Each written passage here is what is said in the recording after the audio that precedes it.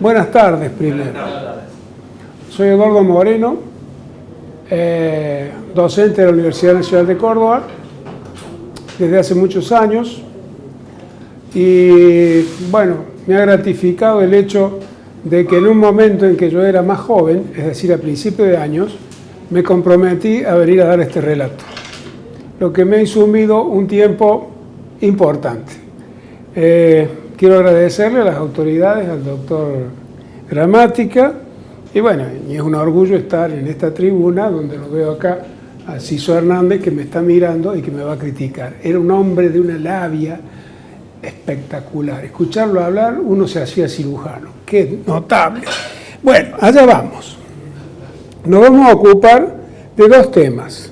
Uno, cáncer de colon, que esta es una charla que di el año pasado en una reunión de la Flasca, actualizada al día de hoy, de cáncer de colon localizado, tratamiento quirúrgico, porque todavía el cáncer de colon y de recto se opera.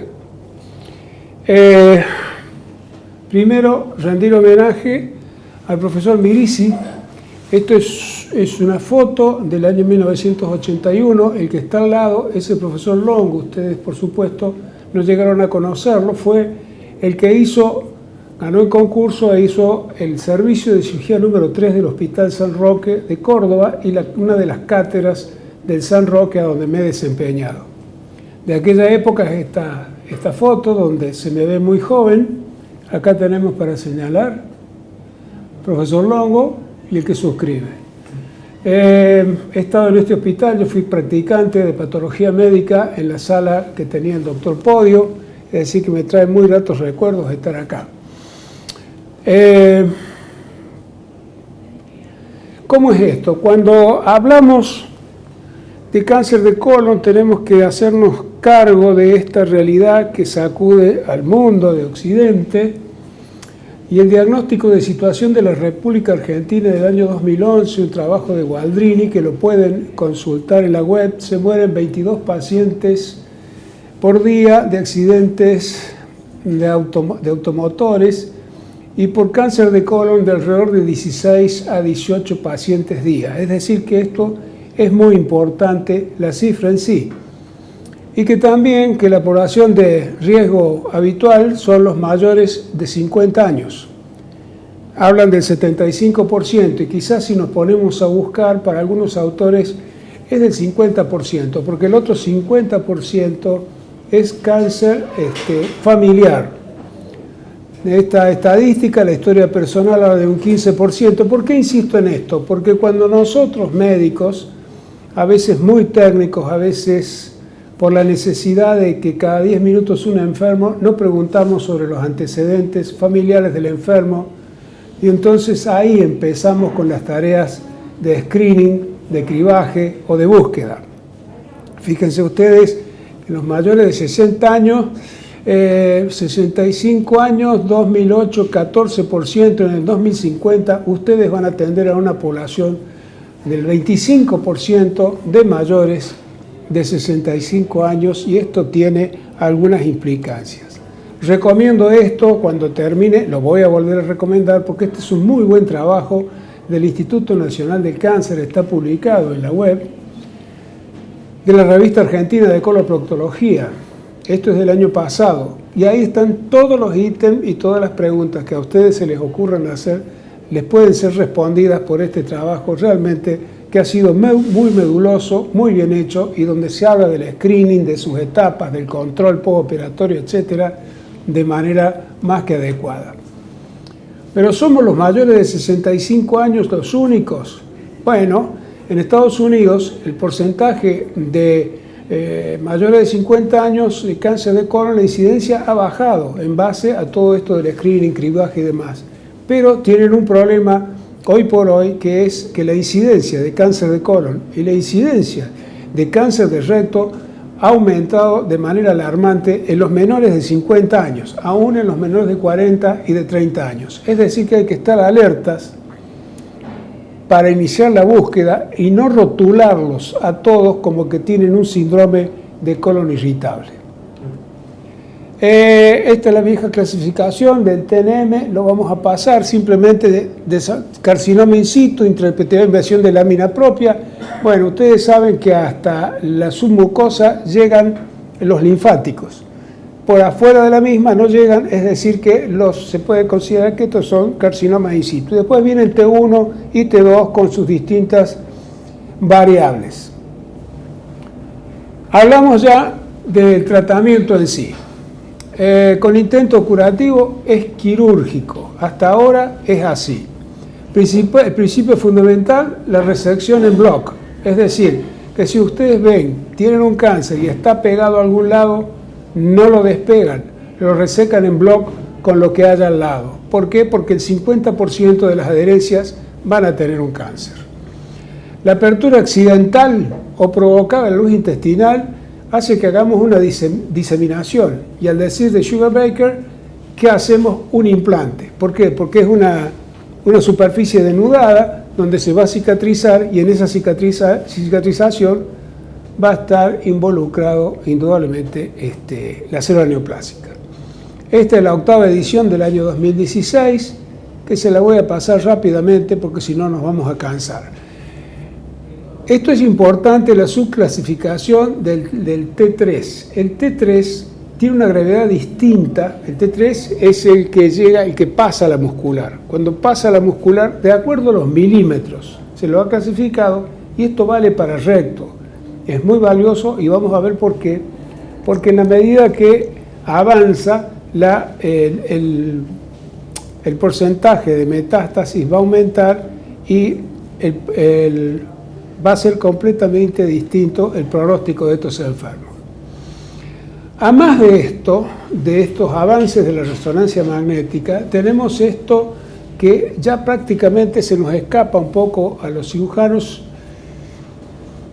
y no a los oncólogos, que es la clasificación nueva, el análisis completo de la expresión genética del cáncer de colon. Ha identificado cuatro subtipos diferentes biológicos. Tenemos 4 categorías y esta vendría a ser la nueva. Ya el TNM va quedando atrás para empezar a ocuparnos de todo esto, de la clasificación molecular del cáncer, las diferencias que hay entre el colon derecho y el colon izquierdo, etc. Volvemos a lo de todos los días, a la historia clínica de la cual hemos rescatado algunos aspectos, sobre todo en lo que hace a los antecedentes hereditarios. El laboratorio, el examen proctológico bajo anestesia, que lo vamos a desarrollar en la próxima charla, y la colonoscopía. Para ustedes, señores residentes, no puede ir un paciente al quirófano, no ya por una patología cáncer, sino por una patología orificial sin tener una colonoscopía hecha. Y si la colonoscopía no ha sido completa, tendrá que ir con una radiografía de colon doble contraste bien hecha, porque los tumores sincrónicos son una realidad, como vamos a ver más adelante. Para completar esto, tendrá que ir con una TAC o con una resonancia magnética, también un CEA, y en cuanto al PET y los marcadores moleculares, bueno, eso se verá un poco más adelante. Tenemos una serie de factores intercurrentes. Acá tenemos el enfermo, acá tenemos la enfermedad y acá tenemos la institución.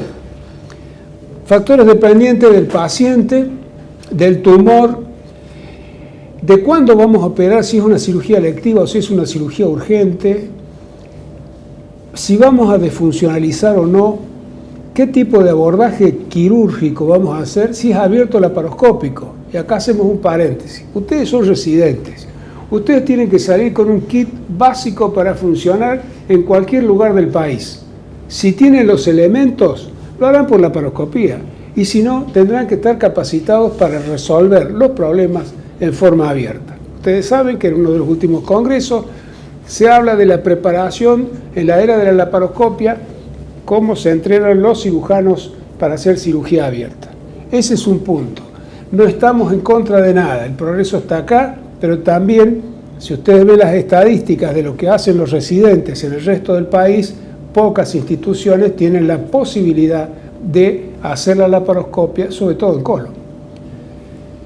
El grupo de trabajo que está al lado de ustedes, que tiene que ser un grupo multidisciplinario, la infraestructura de este hospital y la calidad del cirujano.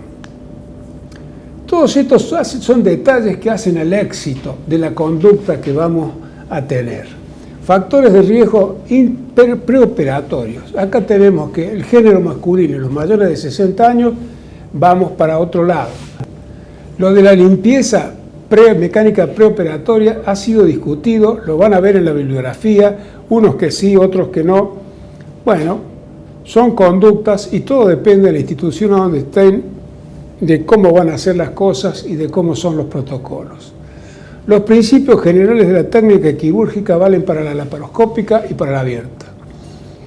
¿Cuál es el abordaje indicado? Si está el tumor en la pared del intestino, si hay ganglios regionales, si el tumor es fijo, si compromete otros órganos, si hay compromiso hepático. Ustedes saben muy bien que hoy esa es una historia aparte, tendrá que venir alguien a ocuparse del tema.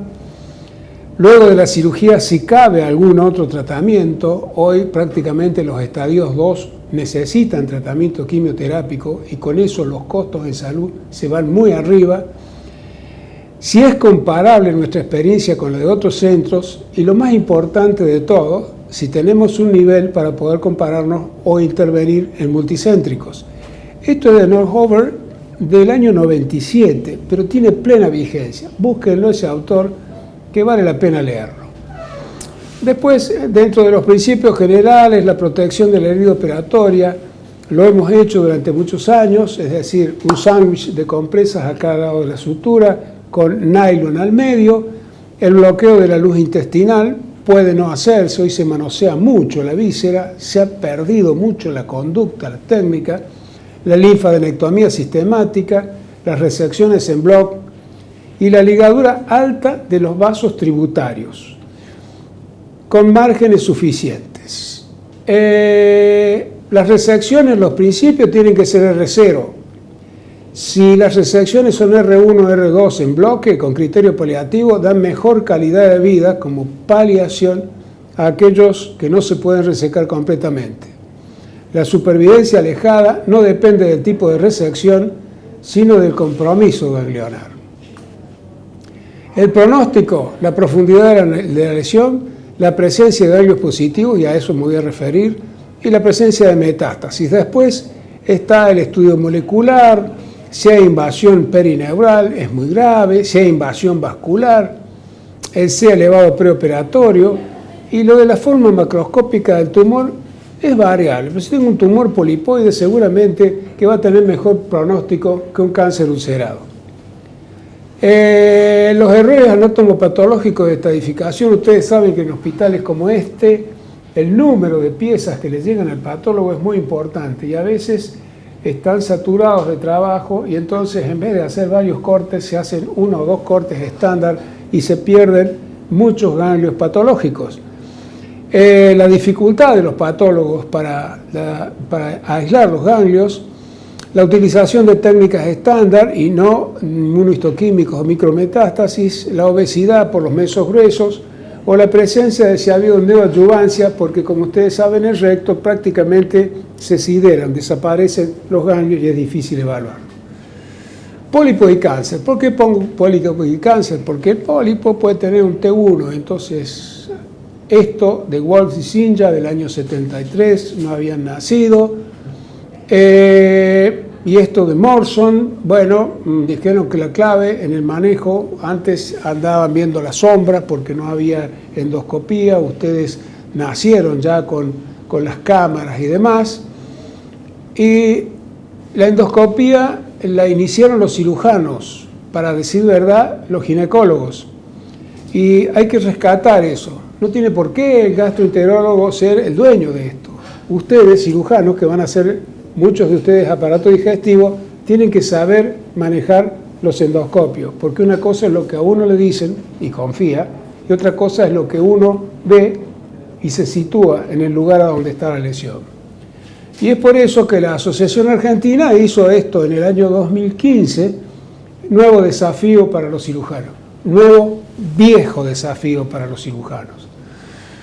Alguna vez presentamos esto, la polipectomía endoscópica en la prevención del cáncer avanzado, esto es del año 1987. Y después la clasificación de Hallett, que tiene todo su valor. Si tenemos un un pólipo pediculado y lo cortamos en determinado nivel, si tiene un T1, le hemos resuelto el problema.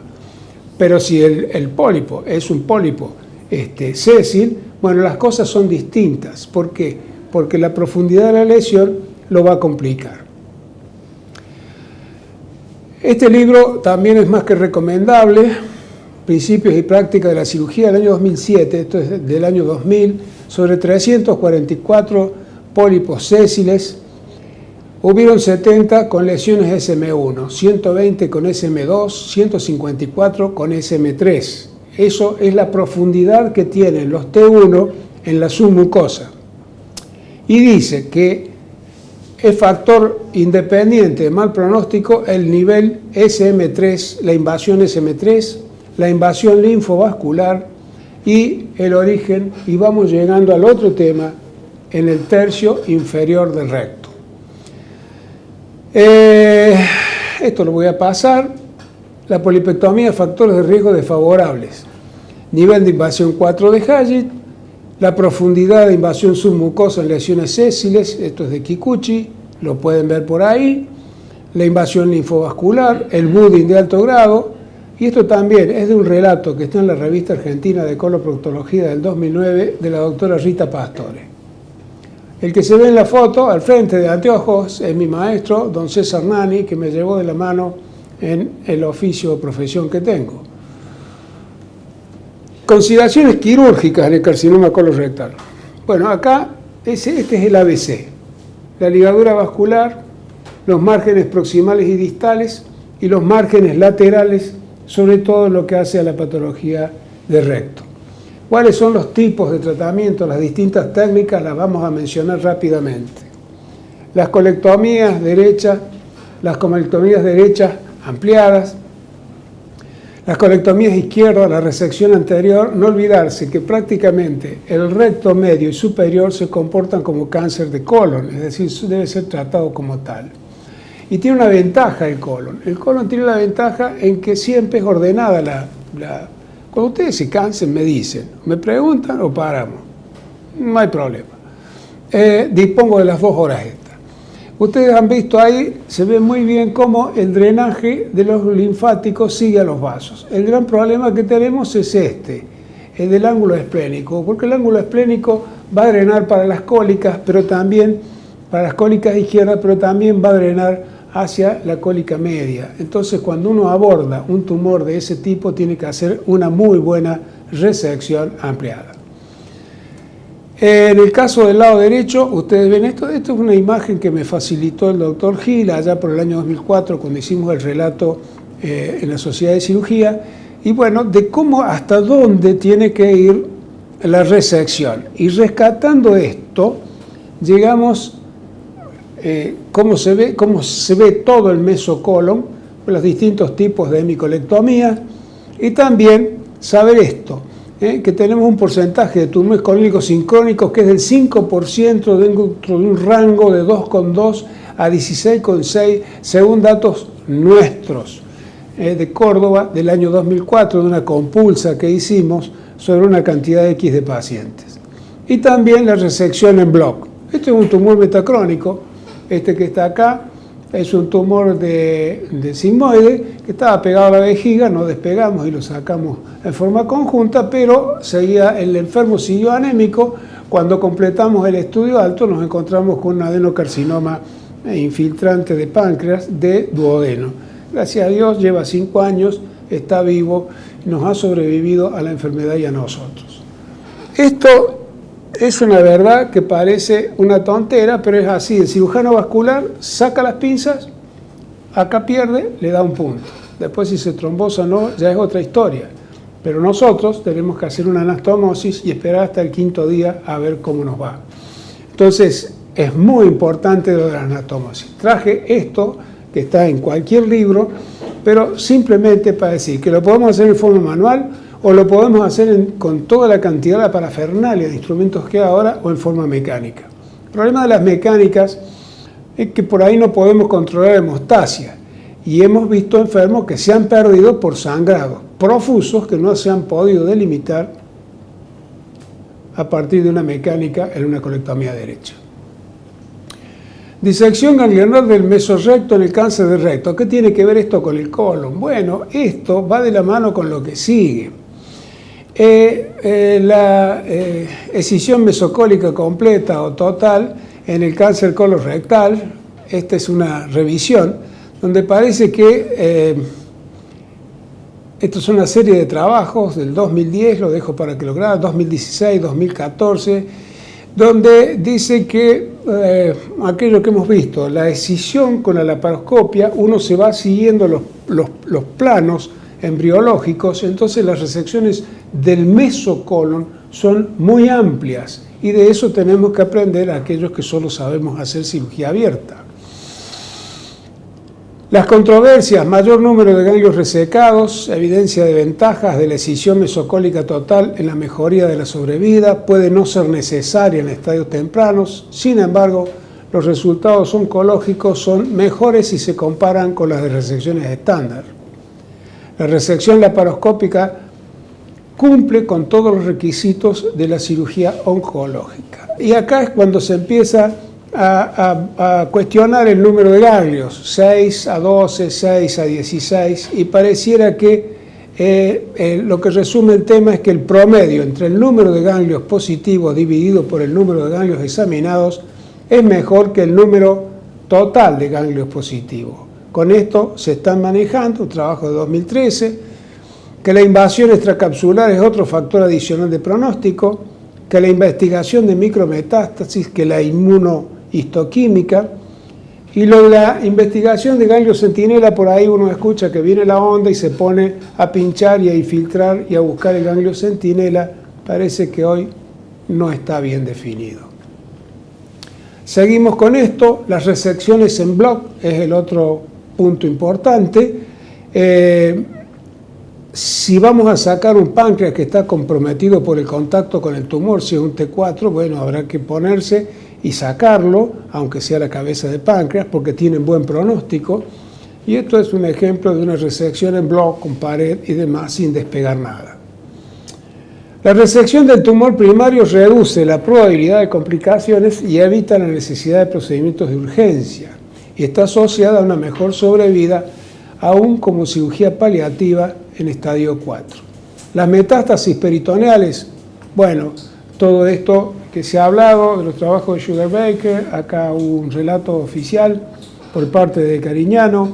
Hoy en cirugía de colon esto no está muy claro y David Kerr en el año 2017 dice que esto habría que pensárselo porque es muy agresiva la quimiohipertermia y los resultados todavía no son correctamente evaluados. Este es el grupo de trabajo que tenemos en Clínica Sucre, el doctor Luis Feliu, el doctor Ricardo Azar, y vamos a hablar de las complicaciones, porque las complicaciones les van a tocar a ustedes a las 2 de la mañana, a las 3 de la mañana, a las 4 de la mañana, y saber que hay un estadio localizado, T4, puede dar obstrucción, perforación, uno reseca menos de 10 ganglios, invasión venosa, tumor pobremente diferenciado. Entonces, saber que el 15% de los cánceres de colon pueden obstruirse. Mayor incidencia, lógicamente, tenemos materia fecal dura de un lado y líquida del otro, son los de colon izquierdo, puede ser, generalmente es parcial y anuncia, los enfermos vienen con el famoso cambio de hábito defecatorio, ustedes se sientan con la historia clínica, la levantan y van a poder hacer el diagnóstico, van a pedir el estudio correspondiente y van a tener un diagnóstico más o menos temprano. Es raro que se presenten inicialmente con una oclusión total. Consenso casi absoluto sobre el tratamiento del colon derecho y el lado izquierdo tiene distintas alternativas que vamos a ver. Esta encuesta, que sigue teniendo vigencia, habla sobre 535 operaciones hechas en 5 años en la ciudad de Córdoba de distintos nosocomios. Bueno, el 82% fueron cirugías electivas y el 18% fueron urgencias. Del 18% de las urgencias, el 80% fueron por cáncer colorectal. ¿Cuál es la conducta en las complicaciones? Esto creo que es una de las cosas más importantes de esta pequeña charla, que el paciente debe ser adecuadamente estabilizado. y lo he puesto ahí en anaranjado, durante las horas del día, a menos que haya evidencia de inminente perforación o perforación en curso, sobre todo del ciego. Es muy importante. Ningún colon amerita que uno a las 3 de la mañana, a tontas y a locas, se ponga a hacer algo, porque es la única oportunidad que tiene el enfermo de salir con bien de esta enfermedad. Entonces lo ponemos en condiciones, al día siguiente, cuando está todo en orden, lo hacemos al día siguiente o a las 48 horas, porque nos va a dar tiempo a que le limpiemos por lo menos el colon distal. Con un par de enemas, no lo vamos a reventar por eso, y entonces las cosas pueden ser distintas. Acá lo digo bien, las anastomosis colónicas deben ser realizadas por cirujanos capacitados y en aquellos o tener al lado el instructor que a ustedes los lleve de la mano. Muchos de estos pacientes estarán más seguros con cirugía sin anastomosis. El cáncer obstructivo, o resolver la obstrucción del lado izquierdo, resolver la obstrucción y la enfermedad en un tiempo, evitar una colostomía y disminuir la morbilidad y la estadía hospitalaria. En la perforación, bueno, la resección en bloc del tumor porque se ha perforado y porque tiene un muy mal pronóstico. Resecar el asa intestinal y generalmente son resecciones sin anastomosis. Vuelvo a las preguntas de inicio: ¿a qué paciente? ¿Qué tipo de obstrucción tiene? ¿Qué estadio? ¿De qué infraestructura se dispone? ¿Quién lo va a operar? ¿El residente? ¿Solita su alma? ¿El cirujano general? ¿El especialista? Del lado derecho, las colectomías derechas con o sin anastomosis, las colectomías totales o subtotales con anastomosis iliorectal o iliosigmoidea, las derivaciones internas. Yo entiendo que es la siesta. Me ha tocado dar clases a las 11:30 de la mañana en el San Roque y realmente había 2 o 3 adelante que más o menos, pero el resto para atrás, padrecito, y ahora a las 2 de la tarde. Bueno, en el colon izquierdo se puede cortar eso, resección en un tiempo con o sin lavaje intraoperatorio del colon. El lavaje intraoperatorio del colon hemos intentado hacerlo, tener el tubo corrugado de los anestesistas, tenerlo ahí esterilizado y demás, pero realmente contamina todo. La resección y anastomosis y colostomía, la operación de Armand, la vieja operación de Armand, y ahora la colocación de stent, que en el último congreso de Rosario los stent tienen indicaciones muy, muy precisas para los pacientes prácticamente terminales, los que uno no les va a poner, o como paso antes de llevarlos, ponerlos en mejores condiciones para ponerlos hacer una resección en un tiempo o en 2 tiempos.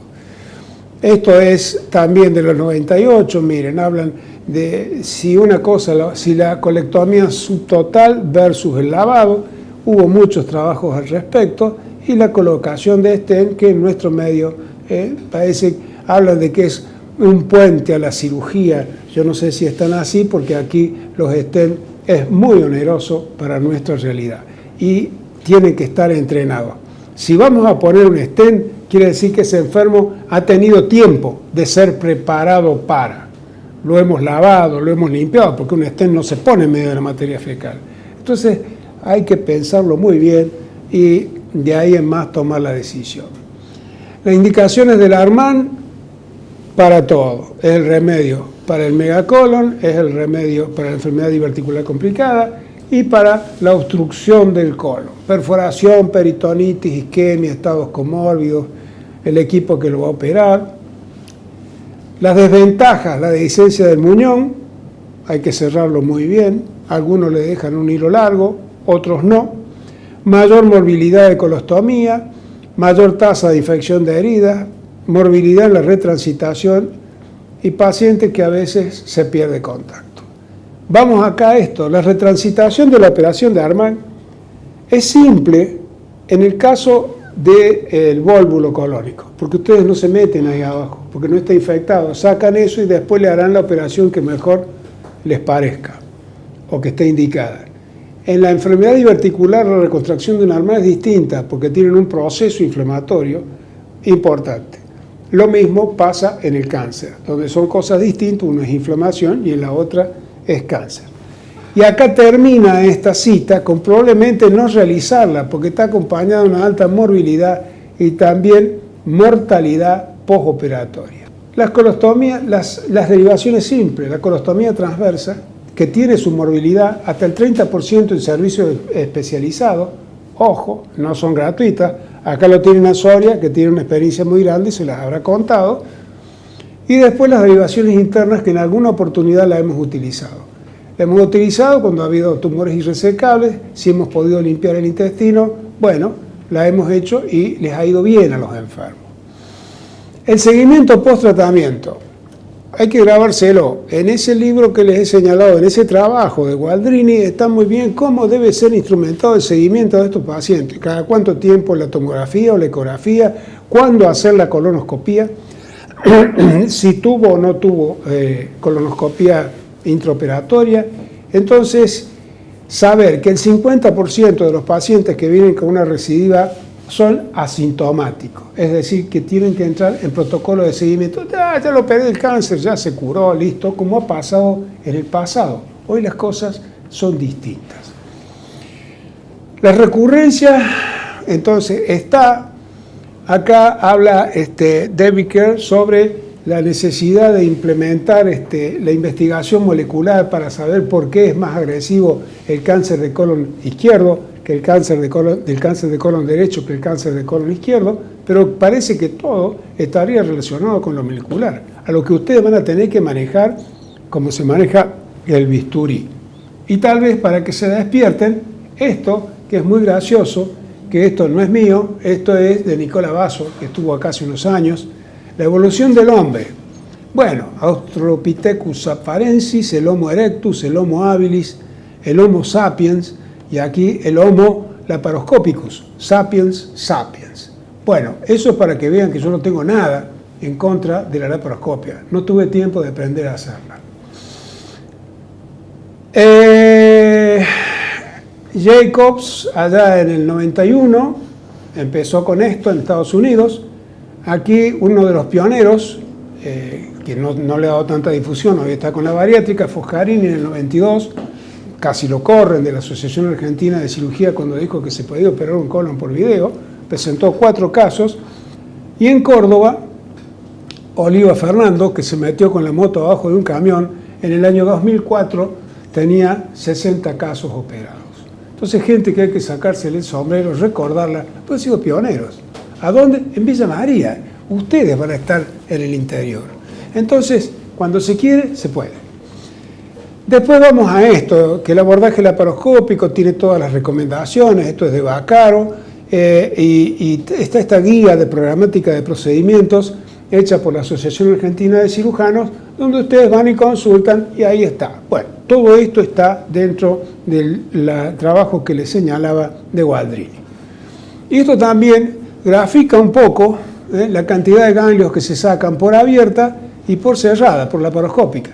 Y antes era aquella famosa frase, grandes tajos, grandes cirujanos, y acá está como está paradito, ya listo, y la recuperación que es rápida. Pero con esto es una historia semiseria de la laparoscopia, es para desternillarse de risa, de Basso, Nicola Basso, y de Ferro, que Ferro ha sido un ginecólogo, es un ginecólogo de la Universidad de la Sapienza de Roma. En esto de la recuperación rápida, ustedes, el Fast Track y el ERAS, famoso, que ha habido publicaciones acá en la Sociedad de Cirugía, creo que hay que tenerlo en cuenta, hay que trabajar en forma conjunta con los anestesistas. Cada uno trabaja por su lado, pero si le pongo un catéter, lo tengo calmado, no le doy morfina, lo hago caminar y le empiezo a dar líquido rápido, prácticamente hay 24 horas de diferencia entre una laparoscópica y una abierta para salir de alta del hospital. Entonces son cosas que hay que tenerlas presentes y ustedes que están en un servicio organizado tendrían que ponerla en práctica y después publicar sus experiencias. Australia, ¿qué quieren los pacientes? Las preferencias del paciente y la toma de decisiones en las alternativas de tratamiento del cáncer colorectal, esto es del 2003, de Ondicis. La mayoría de los médicos no sigue directrices sobre cáncer de colon. Es llamativo, pero esto es del 2010. Y acá hacen una serie de disquisiciones Tratamiento del cáncer colorectal implica la toma de decisiones que tendrán alto impacto en la calidad de vida de los enfermos. Sugiere la evidencia que la correspondencia de opinión entre médicos y pacientes es muy pobre. Y destaca en rojo la influencia del enfermo en la toma de decisiones y que pueden ser oncológicamente incorrectas. Pero el enfermo tiene que estar informado. El objetivo de la cirugía general es la curación, conclusiones y el control locorregional de la enfermedad. La estadificación clínica preoperatoria sentará las bases para el enfoque terapéutico necesario y el concepto actual de tratamiento quirúrgico del cáncer del tubo digestivo es el de las resecciones en bloc, que involucran el órgano comprometido con todas sus envolturas y a los grupos ganglionales tributarios y, si es necesario, los órganos adyacentes. Y esto también lo hicimos en aquella compulsa. ¿Quiénes toman la decisión? Bueno, ¿quiénes deciden el tratamiento? Y en aquel entonces, creo que esto debe haber cambiado, la decisión es compartida con el oncólogo 6 centros. La decisión es siempre del cirujano, yo, el cirujano, y las dos opciones como posibles 2 centros. Esto es real, esto es cierto, esto hicimos esta compulsa y estas fueron las respuestas.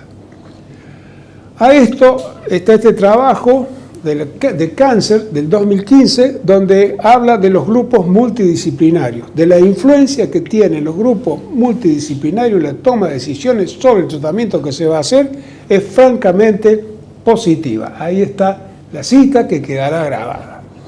La conducta terapéutica y sus alternativas serán discutidas por equipos multidisciplinarios, planteada claramente al enfermo y a la familia, que en definitiva es quien tomará la decisión que crea más adecuada. El tratamiento, como dicen los yankees, tailored, será a medida de cada paciente. Esto, garantías de calidad, que también lo pueden ver en el trabajo del 2011, donde están enumeradas todas las cosas que se necesitan para tener garantía de calidad en el tratamiento, no en la cirugía, en el tratamiento que uno ofrece. Y para terminar esta pequeña charla, miren ustedes lo que cuesta, miren lo que le pagan al especialista. Nada, 2014. Miren lo que cuesta un inmunotest. Nada. Miren lo que cuesta un estadio 4, 45.000 pesos. Pero esto es del 2014. Y este estadio 4 seguramente que no tiene monoclonales. Con los monoclonales, allá vamos. Señores, gracias por la paciencia.